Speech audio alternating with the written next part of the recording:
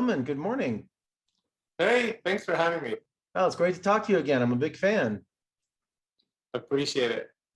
Well, your new book, Beasts and Beauty, Dangerous Tales, 12 tales, dangerous tales of mystery, magic, and rebellious hearts. How did you choose which fairy tales to update for your new book? I think I just went straight at the 12 that we all know. I think maybe Bluebeard's the one that's a little like less known, but I really went at, Snow White, Cinderella, Sleeping Beauty, Beauty and the Beast, all the ones that we just are tired of and that needed sort of fresh air. So I think it was more about, being unafraid to challenge those big kind of pillars of fairy tales. And did you have to choose between which stories to include in the book? Did you have more than you needed, or? No, I wrote them one at a time in exactly the order they're in the collection. So it was a very kind of deliberate way of putting the stories together. One sort of fed the next. And if you read them, there's very much a kind of flow to the way they're done. Now, tampering with classics, also making them appealing to a modern audience, was there a delicate balance? Yeah, because I think I wanted to set them in the 1800s. I wanted it to feel like the old story. So when you read them, you really feel like you're reading the old Grimm stories. But then they're just completely different, and they're as if I was in the 1800s and had a crystal ball and could see what the world was today. And so I find that they're more provocative, they're edgier, they're darker, they give women more agency, the men have more shades and nuances to them. So I just think it's more representative of our world.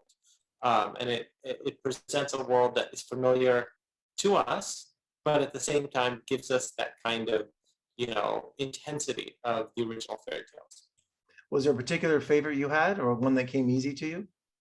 Bluebeard, I think it's shocking a lot of people. That's the reviews we get, is that everyone's a little like taken aback by my version of that story. But that's a dark story, and so I wanted to tell it in my own kind of renegade way. So that one in particular, I think, is getting people's attention. And tell me about creating the artwork for Beast and Beauty. Julie Iredale, is that how you say her name? Yeah, Julia Iredale, she's a genius and so cool. And, she just understood the collection from the start. And this is a full color book and it has incredible art within it. And Julia was able to sort of pick the moments in the stories that have the most impact and bring them to life. And the cool thing about the art is it sort of reflects the tales, and that on the surface they look like art for almost young readers. But then as you look at the art closely, it gets more and more adult somehow. And that's what the stories are like. Do you have a sigh of relief to finish the School of Good and Evil series? Yeah, it was 6 books, 10 years, but now it's being made into movies. The first movie comes out next year from Netflix, directed by Paul Feig, starring Charlize Theron, Kerry Washington, Lawrence Fishburne.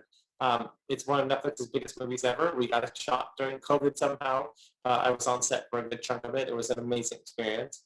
So I can't wait for the world to discover that. I think it's going to be a big movie for both Netflix and just for fantasy lovers. And you recently launched a new website, a source for your multiverse?